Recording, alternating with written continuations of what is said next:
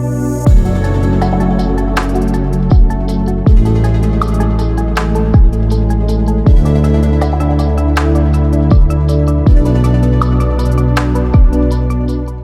गुज़श्ता रात तकरीबन 1.5 फुट में बर्फ रिकॉर्ड की गई है। महकमा हाईवे और सिटी ट्रैफिक पुलिस का स्टाफ अभी रोड्स को ट्रैफिक के लिए क्लियर कर रहा है।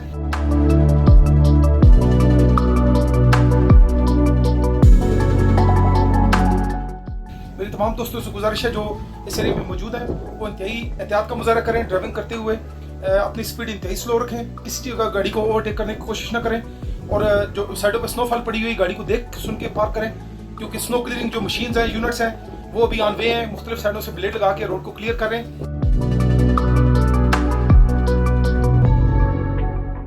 एहतियाती तदबीर अपनाएं, अपनी सेफ्टी का ख्याल रखें।